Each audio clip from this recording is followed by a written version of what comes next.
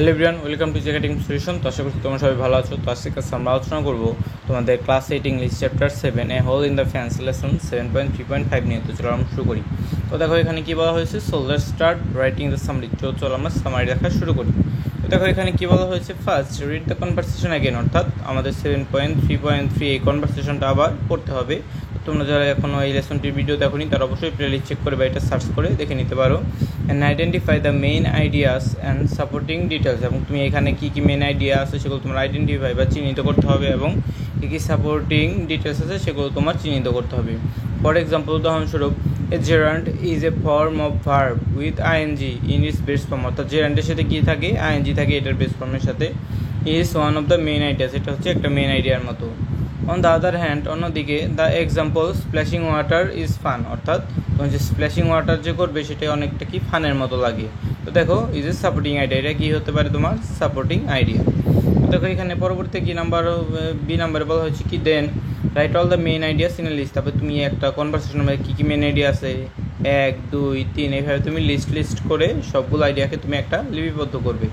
দেখো তারপর সিতে কী বলা হয়েছে, নাও start writing the summary with an introductory statement, অর্থাৎ একটা সামারি লেখার আগে তোমার একটা ইন্ট্রোডাক্টরি একটা স্টেটমেন্ট দিতে হবে। তুমি যে বিষয়টা নিয়ে সামারি লিখতে চাচ্ছ সেই বিষয়ে তোমার একটা ছোটো একটা স্টেটমেন্ট দিতে হবে এক লাইনের ভিতরে।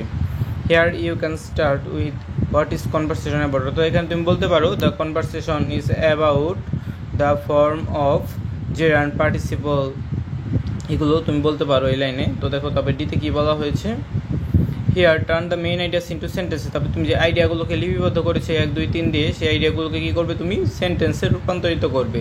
And organise them into 1 or 2 paragraph, এবং সেগুলোকে তুমি কী করতে পারো একটা বা এইভাবে 2টা প্যারাগ্রাফে তুমি এগুলো সাজাতে পারো। তো দেখো এরপরে কী বলা হয়েছে, আফটার দ্যাট, এরপর connect all the main ideas using transitional word, এবং তুমি কী করবে সবগুলোকে তুমি ট্রানজিশন ওয়ার্ড দ্বারা যুক্ত করবে, যেমন and, or, the other etcetera, এগুলো দ্বারা তুমি যুক্ত করবে। তারপর দেখো এফে কী বলা হয়েছে, finally check that you use punctuation mark, অর্থাৎ তুমি কি পাঞ্চুয়েশন মার্ক ঠিক মতো ব্যবহার করছি কিনা, তারপরে তোমার বানান বা স্পেলিং ঠিক আছে কিনা, সেন্টেন্সের স্ট্রাকচার ঠিক আছে কিনা, অ্যান্ড আইডিয়াস কারেক্টলি, এবং তোমার আইডিয়াগুলো কি কারেক্টলি লেখা হয়েছে কিনা। ইফ নিডে, যদি দরকার হয়, make the necessary correction with the help of the teacher, এবং যদি তোমার মনে হয় যদি কোনো কারেকশন করার দরকার আছে তুমি তোমার শিক্ষকের সহায়তা নিতে পারো। এরপরে দেখো কী বলা হয়েছে, now exchange your copy with your group next to you, তারপর তুমি কী করবে তোমার যে পাশের গ্রুপ আছে তাদের সাথে তোমার এসেটা বা তোমার ইটা আছে সামারিটা আছে এটা তুমি শেয়ার করবে।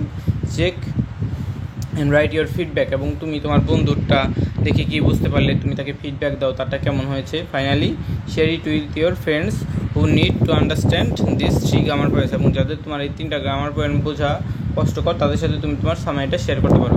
তো সামারি লেখাটা কিন্তু আমরা গত ক্লাসে দেখেছি, অর্থাৎ তোমার যে এই লেসনটা যখন আমরা পড়েছিলাম 7.3.4, অর্থাৎ এই আজকের ভিডিওটার আগের ভিডিওটাই কিন্তু তোমরা সামারিটা পেয়ে যাবে। তো তোমরা সেখান থেকেই এই সামারিটা দেখে নিতে পারো যে এখানে তুমি কীভাবে সামারিটা লিখবে। 7.3.5 সামারিটাও মূলত আগের লেসনে আমরা দিয়ে দিয়েছি, তো তোমরা সেটা অবশ্যই দেখে নেবে। তো আজকে এই পর্যন্তই। তো আগামী ক্লাসে আমরা কী করবো, লেসন 7.3.6 অর্থাৎ এ হোল ইন দ্য ফেন্স, এই যে গল্পটা আছে এগুলো আমরা পড়বো। তো এই ভিডিওটি ভালো লেগে থাকলে অবশ্যই ভিডিওতে লাইক এবং চ্যানেলটিকে সাবস্ক্রাইব করতে ভুলবে না।